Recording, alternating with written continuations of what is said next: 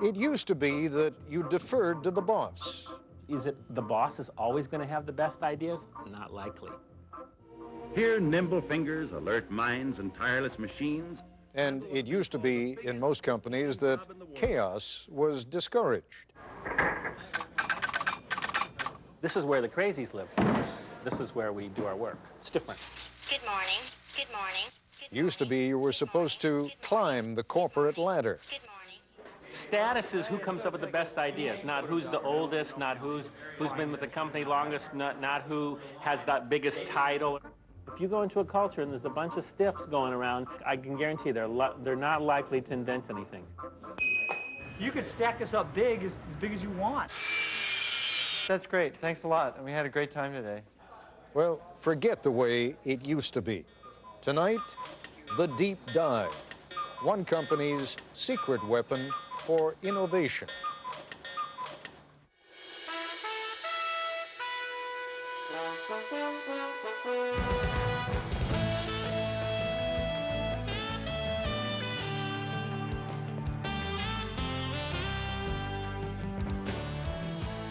A lot further along in this broadcast, near the end as a matter of fact, you will hear one of the central characters suggest that we look around. The only thing that's not designed by anybody, he will say, is nature. Actually, you could say the same thing by observing that the only designs that don't require constant modification are the ones we find in nature. But the point is well taken. From the buildings in which we live and work to the cars we drive or the knives and forks with which we eat, everything we use was designed to create some sort of marriage between form and function. Does it work, and can we make it look interesting or attractive? What is truly amazing is how long we tend to put up with things that may not work particularly well or may look especially unattractive simply because we're accustomed to them and because no one has ever suggested redesigning those things. There's an interesting distinction between design and invention.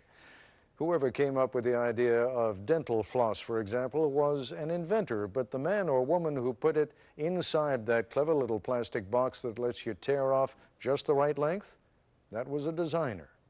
Now, how does the process of designing a better product work? And would it be interesting to watch that process? When we first broadcast this program back in February, we weren't at all sure what you would think, but judging by the number of you who ordered video cassettes of the program and the number of people who contacted the industrial product design firm that is featured in this program, you liked it a lot. Here was the premise of the program. We went to IDEO, the product design folk, and said, take something old and familiar, like, say, the shopping cart, and completely redesign it for us in just 5 days. ABC News correspondent Jack Smith tells us what happened next. 9 in the morning, day one, and these people have a deadline to meet. So welcome to the kickoff of the shopping cart project. This is Palo Alto, California, in the heart of Silicon Valley, and these are designers at IDEO, probably the most influential product development firm in the world.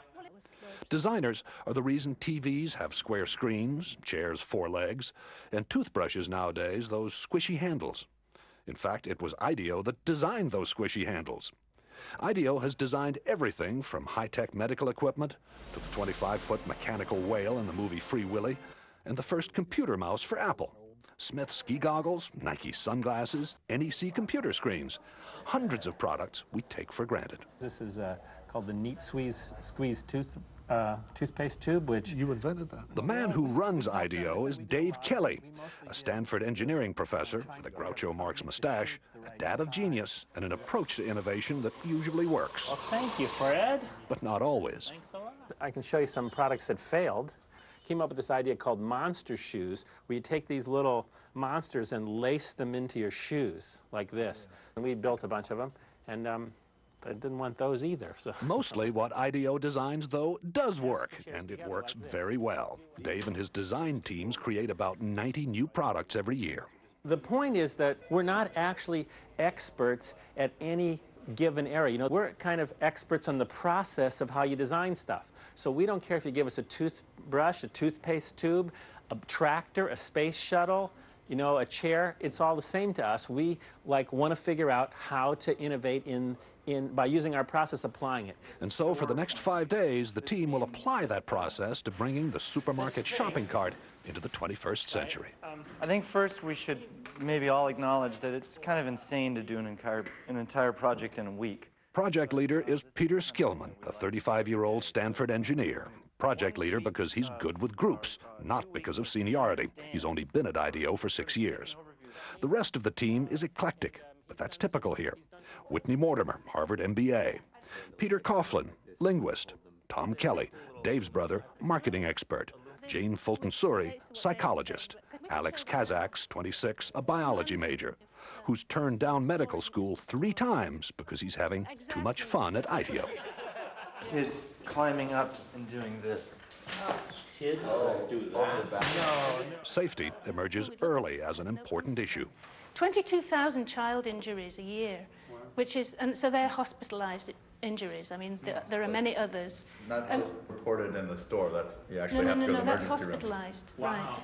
And theft. It turns out a lot of carts are stolen. You know, what is the average life of a cart? Does it last 2 years, 5 years, 10 years? And how big is this theft thing? 10 a.m. As the team works, it becomes clear there are no titles here, no permanent assignments. And the other side gives us a lot of help, says, be safe. Everyone appears to be equal, and they love to mock corporate America. I'll give you status. I'll give you a big red ball on a post, and that says you're a big guy. If you got a ball, you're a senior vice president. You know, what do I care? The desk, the red ball, it's all the same. In a very innovative culture, you can't have a kind of hierarchy of here's the boss and the next person down, the next person down, the next person down, because it's impossible that the boss is the one who's had the insightful experience with shopping carts. It's just not possible. According to Kelly, even employees who merely listen to the boss don't add that much either. So you gotta hire people who don't listen to you, and that, I don't think corporate America wants to hear that right yet. I think we ought to start making those lists about the kinds of questions that we're going to ask. The team splits into groups to find out firsthand what the people who use, make, and repair shopping carts really think. Okay, go. The problem with the plastic cart is the wind catches it. Yeah. And these things have been clocked at 35 across the parking lot. Oh, man, that's actually a pretty good point. The trick is to find these real experts, and so that you can learn much more quickly than you could by just kind of doing it in the normal way and trying to learn about it yourself. From everything I read, these things aren't that safe either, you know? So probably the seat itself is going to have to be redesigned. What you're seeing here is the kind of social science, like anthropologists, you know, like you go and study tribes.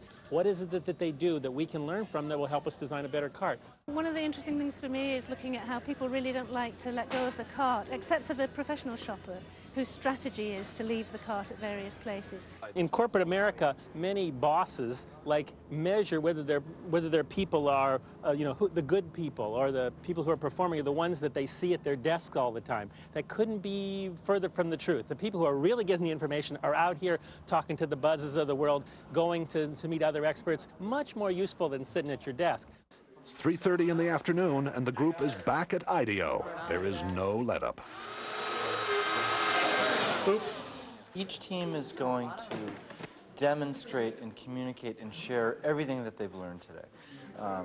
People went off into the 4 corners of the earth and are coming back with the golden keys to innovation. A shopping cart has been clocked at 35 miles an hour traveling through a parking lot in the wind. We were in the store, 2 hours, and it was truly frightening just to see the kind of stuff going on. You ought to designate some people to make damn sure that the store owner's point of view is represented. After 9 straight hours, the team is tired. They call it a day. So, everybody cool? Well, that's great. Thanks a lot. We had a great time today. Yeah.